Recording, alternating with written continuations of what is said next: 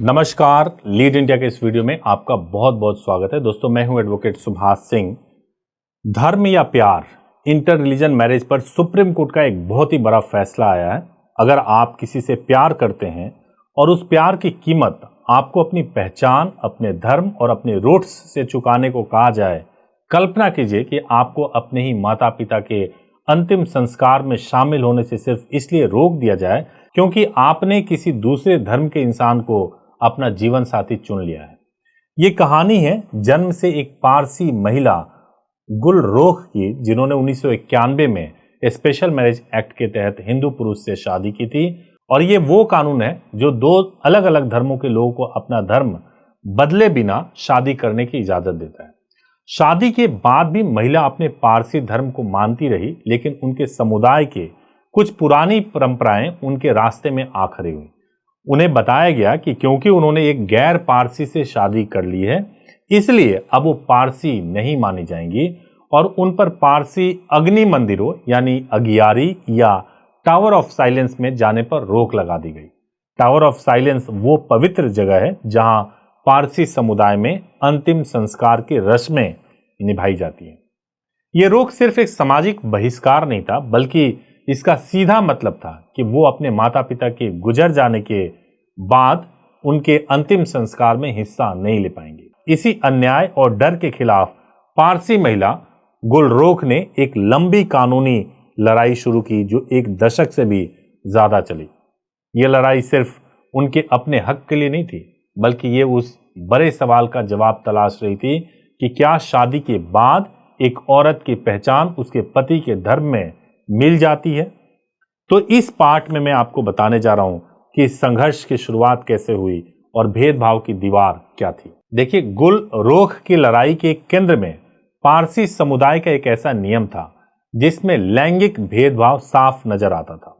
अगर एक पारसी मर्द किसी दूसरे धर्म की औरत से शादी करे तो उस पर कोई पाबंदी नहीं लगती। वो अपने सभी धार्मिक अधिकारों के साथ पारसी बना रहता है। लेकिन एक पारसी औरत ऐसा करे तो उसे समुदाय से बाहर का मान लिया जाता है। ये एक ऐसी पितृसत्तात्मक व्यवस्था थी जो औरत की पहचान को मर्द से कम आंकती थी। इसी भेदभाव को चुनौती देते हुए गुलरोख गुजरात हाईकोर्ट पहुंची। उन्होंने दलील दी कि स्पेशल मैरिज एक्ट का तो मकसद ही यही है कि दो लोग अपनी धार्मिक पहचान के साथ जी सकें। लेकिन 2012 में गुजरात हाईकोर्ट ने 2-1 के बहुमत से एक ऐसा फैसला सुनाया जिसने गुलरोख की लड़ाई को और मुश्किल बना दिया। हाईकोर्ट ने कहा, जब एक पारसी महिला किसी गैर पारसी से शादी करती है तो यह मान लिया जाता है कि उसने अपने पति का धर्म अपना लिया है।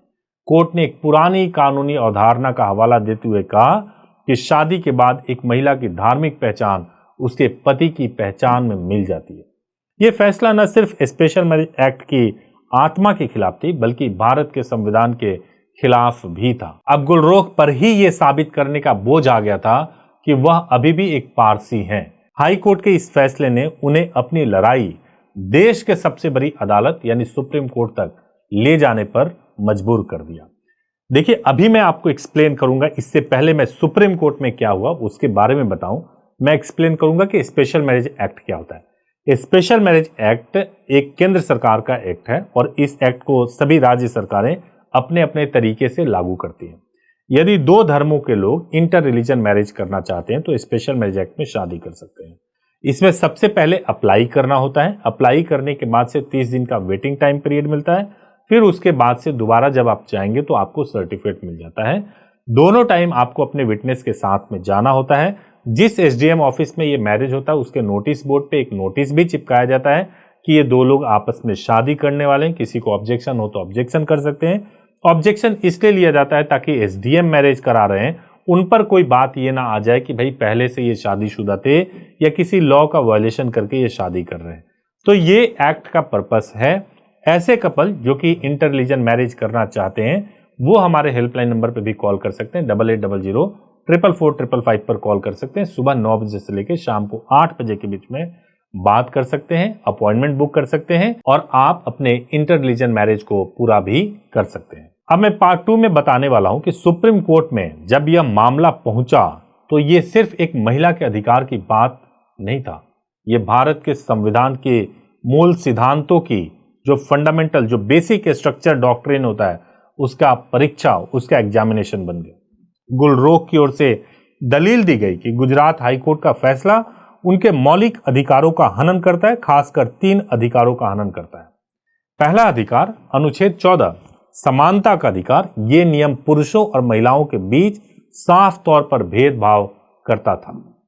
और अनुच्छेद 15 धर्म और लिंग के आधार पर भेदभाव पर रोक, ये नियम एक महिला के साथ सीधे सीधे उसके लिंग के आधार पर भेदभाव कर रहा था।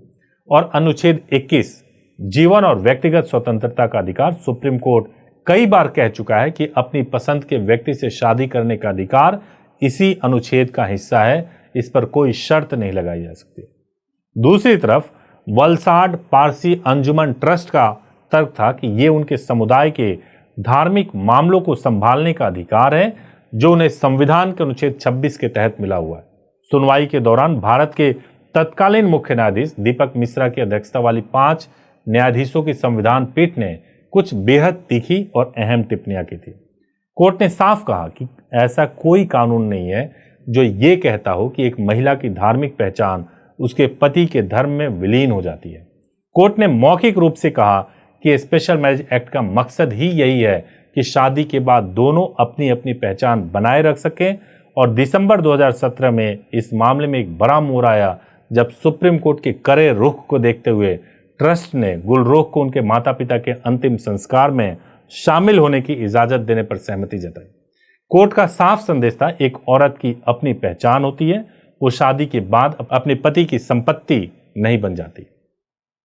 और पार्ट 3 में और इस आखिरी पार्ट में मैं आपको बताऊंगा कि कैसे ऐतिहासिक जीत हुई और एक नई सुबह हुई। सुप्रीम कोर्ट का कड़ा रुख इस लड़ाई का निर्णायक पल साबित हुआ। अदालत के सामने वलसाड पारसी पंचायत ने आखिरकार हार मान ली। उन्होंने कोर्ट को बताया कि वो गुलरोख को अग्नियारी और या टावर ऑफ साइलेंस में प्रवेश करने की अनुमति देंगे। इसके साथ ही सुप्रीम कोर्ट ने गुजरात हाईकोर्ट के उस फैसले को प्रभावी रूप से खारिज कर दिया, डिसमिस कर दिया, जिसमें कहा गया था कि शादी के बाद महिला का धर्म उसके पति के धर्म में विलीन हो जाता है। सुप्रीम कोर्ट ने स्थापित किया कि स्पेशल मैरिज एक्ट के तहत शादी करने वाली कोई भी महिला अपनी धार्मिक पहचान नहीं खोती। उसकी शादी का उसके जन्म से मिले धर्म पर कोई असर नहीं पड़ता। यह फैसला भारत के संविधान में दिए गए समानता, गैर भेदभाव और व्यक्तिगत स्वतंत्रता के सिद्धांतों की एक शानदार जीत थी। गुलरोख गुप्ता केस जीत गई। उन्हें अपने समुदाय के पवित्र स्थानों में जाने का अधिकार वापस मिल गया। लेकिन यह सिर्फ गुलरोख की जीत नहीं थी, यह हर उस भारतीय महिला की जीत थी जो अपनी पहचान, अपनी शर्तों पर जीना चाहती है। इस फैसले ने यह तय कर दिया कि किसी भी समुदाय के व्यक्तिगत कानून या परंपराएं देश के संविधान से ऊपर नहीं हो सकती, खासकर तब जब वो लैंगिक आधार पर भेदभाव करते हो।